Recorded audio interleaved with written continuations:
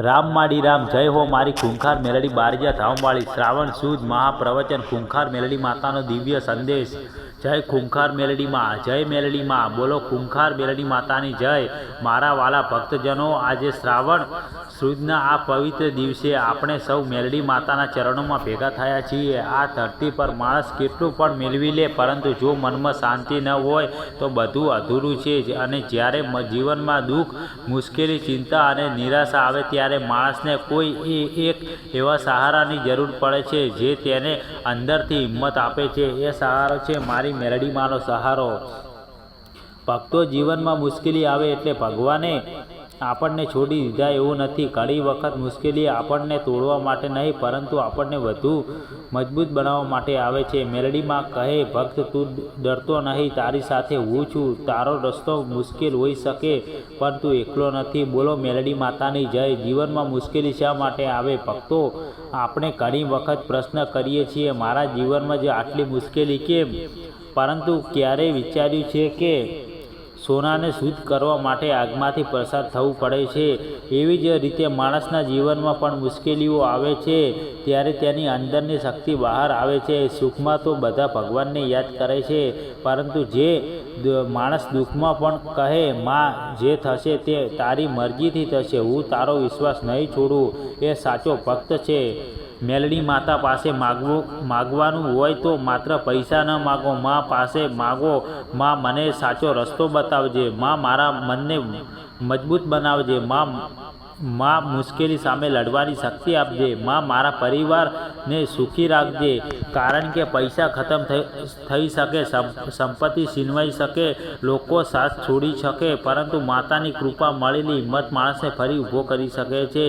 ભક્તિનો સાચો અર્થ, ભક્તિ એટલે માત્ર મંદિરમાં દીવો કરવો નહીં, ભક્તિ એટલે પોતાના માતા પિતાનું સન્માન કરવું, ભક્તિ એટલે ભૂખ્યા માણસને ભોજન આપવું, ભક્તિ એટલે જરૂરિયાતમંદને મદદ કરવી, ભક્તિ એટલે કોઈનું દિલ ન દુભાવવું, ભક્તિ એટલે મુશ્કેલીમાં પણ ખોટો રસ્તો ન અપનાવવો, અને સૌથી મોટી ભક્તિ છે માતાનું નામ લઈને સારા કર્મ કરવા।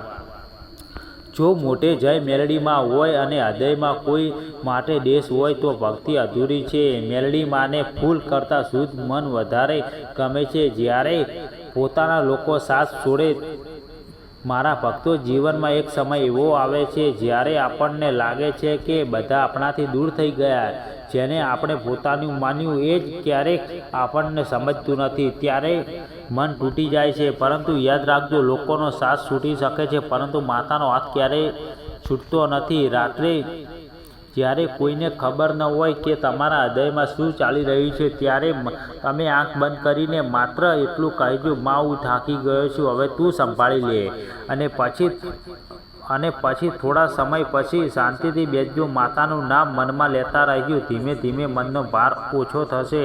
મેલડી માં પર વિશ્વાસ, ભક્તો, વિશ્વાસ રાખવો સરળ છે જ્યારે બધું આપણા મન પ્રમાણે ચાલે, પરંતુ સાચી શ્રદ્ધા ત્યારે છે જ્યારે પરિસ્થિતિ આપણા વિરુદ્ધમાં હોય અને છતાં આપણે કહીએ, માં મારી સાથે છે। આ એક વાક્ય માણસને અંદરથી ઊભો કરી શકે છે। મુશ્કેલી મોટી હોય તો શું થયું? માતાની શક્તિ તેના કરતાં મોટી છે। રસ્તો બંધ હોય તો શું થયું? માતા નવો રસ્તો બતાવી શકે છે। આજે કામ ન મળ્યું હોય તો શું થયું? કાલે નવી તક મળી શકે છે। આજે આંખમાં આંસુ હોય તો શું થયું? કાલે એ જ આંખોમાં ખુશીના આંસુ આવી શકે છે। એટલે ભક્તો, હાર માનશો નહીં। માતા અને સંતાનનો સંબંધ, માતા પોતાના બાળકને ભૂલી શકે ના। બાળક ભૂલ કરે છતાં માં તેને સમજાવે છે, બાળક પડી જાય તો માં તેને ઊભું કરે છે, બાળક રડે તો માં તેને છાતી સાથે લગાવે છે। એવી જ મારી મેલડી માં, આપણે કેટલાય ભૂલો કરીએ, કેટલાય વખત રસ્તો ભટકીએ, પરંતુ સાચા હૃદયથી માતાને યાદ કરીએ ત્યારે માતા આપણને સારા માર્ગ આપવાની શક્તિ આપે છે। આથી આજે સૌ એક સંકલ્પ કરીએ, માં તારા નામે ખોટું કામ નહીં કરીએ। બોલો મેલડી માતાની જય। પરિવાર માટે માતાની પ્રાર્થના। આજે જે ભક્તો પોતાના પરિવાર સાથે ચિંતિત છે, તેઓ માતાના ચરણોમાં પ્રાર્થના કરે, માં અમારા ઘરમાં પ્રેમ રાખજો, માં અમારા ઘરમાં એકતા રાખજો, માં અમારા બાળકોને સારા માર્ગ બતાવજો, માં અમારા વડીલોને સુખ અને શાંતિ આપજો, માં જે ઘરમાં કોઈ માં જે ઘરમાં આજે કોઈ બીમાર છે તેઓ હિંમત આપજો અને યોગ્ય સારવાર તથા સંભાળ માટે શક્તિ આપજો. માં જે યુવાન પોતાના ભવિષ્યને લઈને ચિંતિત છે તેને યોગ્ય દિશા આપજો. માં જે માણસ રોજગાર માટે પ્રયત્ન કરે છે તેને મહેનત કરવાની શક્તિ અને યોગ્ય તક આપજો. માં જેનું મન દુઃખી છે તેને શાંતિ આપજો. કર્મનું મહત્વ. ભક્તો માત્ર પ્રાર્થના કરીને બેસી રહેવું એ ભક્તિ નથી.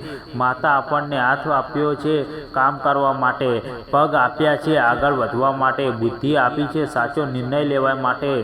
એટલે માતાનું નામ લો અને મહેનત કરો. નસીબની રાહ જોતા ન બેસો. દરરોજ થોડું આગળ વધો. એક દિવસ એ જ મહેનત તમારું જીવન બદલી શકે છે.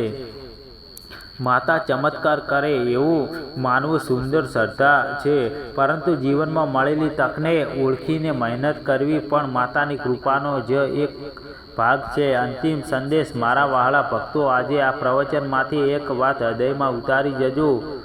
મુશ્કેલી જીવનનો અંત નથી. મુશ્કેલી એક પડાવ છે. આંસુ અંત નથી. નિષ્ફળતા અંત નથી. લોકોનો વિરોધ અંત નથી.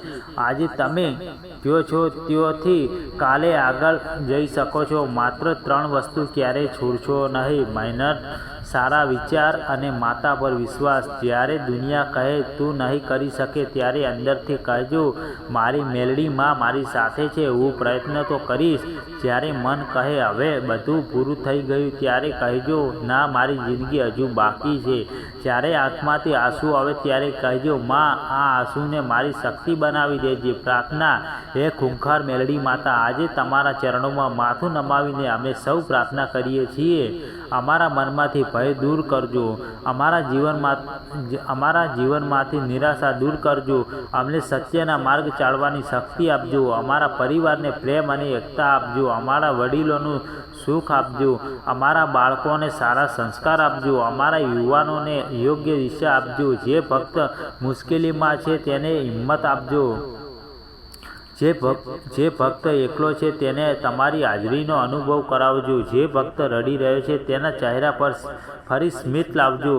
અને માં સૌથી મોટી કૃપા એ કરજો કે સુખ આવે ત્યારે અમે તમને ભૂલી ન જઈએ અને દુઃખ આવે ત્યારે તમારો વિશ્વાસ ન છોડીએ. બોલો મારા સાથે, જય ખૂંખાર મેલડી માં, જય મેલડી માં.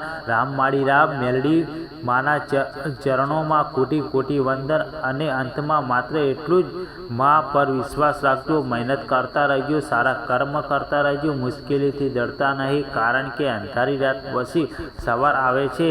જય મેલડી માં, જય ખૂંખાર મેલડી માં. બારૈયા ધામની મેલડી માતાની જય. રામ માળી રામ. મિત્રો, તમને આજનું મેલડી માતાનું પ્રવચન સારું લાગ્યું હોય તો અમારી વિક્રમ સોલંકી શો કે ચેનલમાં નવા હોય તો ચેનલને સબસ્ક્રાઈબ કરજો, જેથી તમને અમારા નવા વિડીયોની નોટિફિકેશન મળે. માં મેલડી માં તમારા દરેક ભક્તોના સપના પૂરા કરે એવી માં મેલડી માતાને દિલથી પ્રાર્થના કરીશું. અને ચેનલમાં નવા હોય તો ચેનલને સબસ્ક્રાઈબ કરજો અને વિડીયોમાં કોમેન્ટ કરજો. રામ માળી રામ. જલ્દી નવા પ્રવચનમાં મળીશું ટૂંક જ સમયમાં.